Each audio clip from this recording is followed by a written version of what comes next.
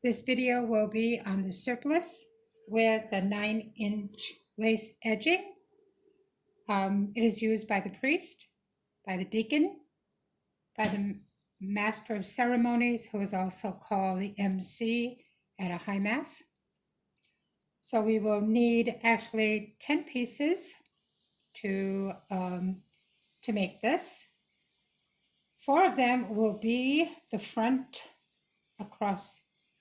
So we'll need a pattern 16 inches by 3 inches. So make a pattern like that, and then you're going to cut out 4 of those of the linen. Then you're going to make a pattern 4 inches by 9 inches, and you're going to place it on the fold, and we're going to cut 2 of those, and those will be for the shoulder. Then we will have 2 sleeves. This sleeve, one of the sleeves, it'll be on the fold over here. This line will be 11 1/4, 13 1/4, and then come up 8 inches. For the curve, what I want you to do is measure from this edge here, go in 4 inches, and just go up 11 inches here. Then take your ruler and go in 8 inches, and this will be 10 inches. Then go in 10 inches, and this will be 9 inch, and then gradually bring it to the 8 inch. Now for the front pieces, you'll need 2 of them. They will be cut, they will be on the fold. The length will be 23 1/4 inches, 26 inches wide. At the top, this will be 23 1/4, and this other line here will be 16 3/4 inches. If you start here at the 16 3/4, all I do is I make dots to get this curve. So measure 6 inches down from the top here, and this will be 3/4 of an inch. Then measure 5 inches down, and this will be 1 1/2. 4 inches down will be 2 inches from the edge. 3 inches down will be 2 1/4. 2 inches down will be 2 1/2. And the space at the top will be 2 3/4. So the imaginary line here will be 2 3/4, and the imaginary line here will be 6 1/2. It's a gradual curve for the arm. So you'll cut 2 of those and place it on the fold. You're going to take that 16 by 3, 2 of those, and the other 2 9 by 4 pieces that are folded in half, and you're going to sandwich these longer pieces in between the one with the fold. Sandwich them in on both sides. Then you'll stitch along here. You'll turn it and top stitch it. You're going to do that to both sides. I've already stitched this one here at the top. There it is here. Then you're going to put the big pieces on. But before you put the big pieces on, you have to do a gathering stitch. Do a gathering stitch, maybe about 1 inch from the edge on either side, because you're going to be doing a French seam. You're going to be attaching this to the sleeve up here, so you can be doing a French seam, so you don't want it to be gathered there, okay? So take this big piece, fold it in half, put a pin in the middle, fold it each side, put a pin in the middle of each side, so you're quartering it. So after you have the gathering stitches, remember which stitch you can pull, the bottom stitch, right? To gather it. If you pull the wrong stitch, it's going to lock. So the side that I have the pins on is the side that is the bottom, so I don't forget. But you can do it how you want. And then you pull and gather. And you take the bottom piece and attach it here. That's what I did on the other side. I took the bottom piece. Okay, so what am I doing? Not taking the bottom piece. Great, perfect. Okay, take the bottom piece, attach it. Okay, you're gonna find the centers, gather it,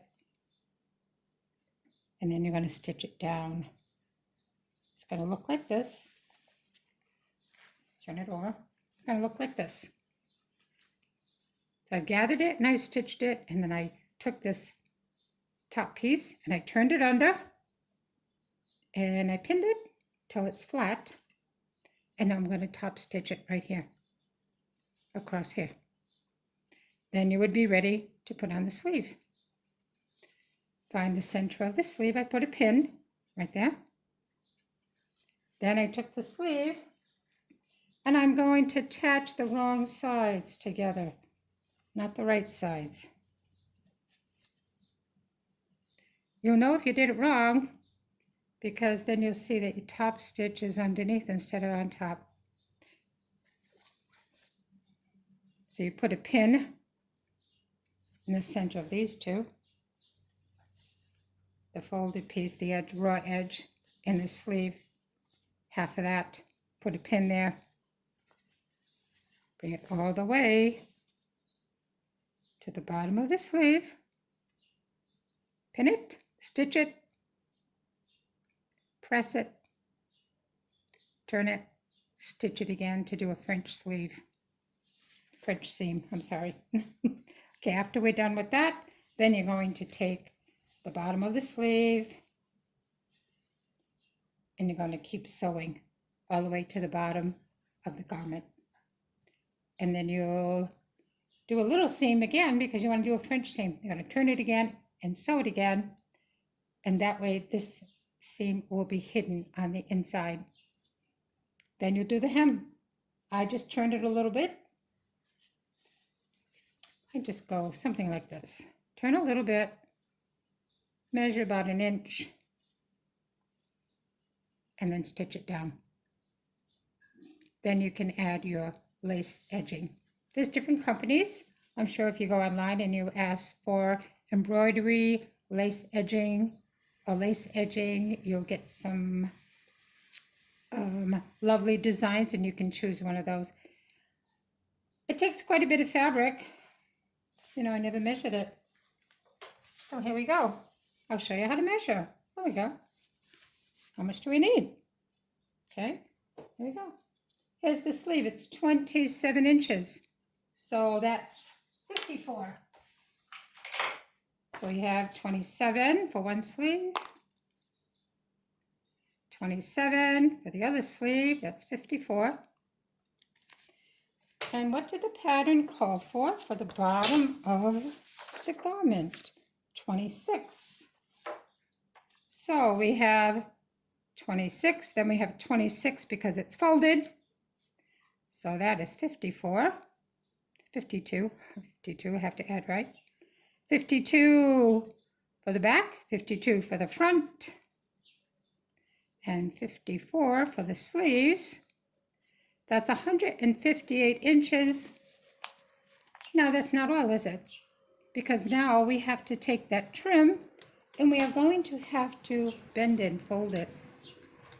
What I do is I go like this with the trim, as an example, and take the other edge of the trim, tuck it in here,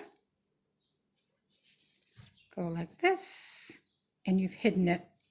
You've hidden the edges. So you need 158 inches, plus you're going to have a seam for one sleeve, a seam for the other sleeve, and you will have a seam for the bottom piece. You'll need approximately 161 inches of lace trim. And I would buy extra. Sometimes when you're attaching it, you don't lay it exactly flat, and so sometimes you need a little bit more. What else would we do? We would wash it, wouldn't we?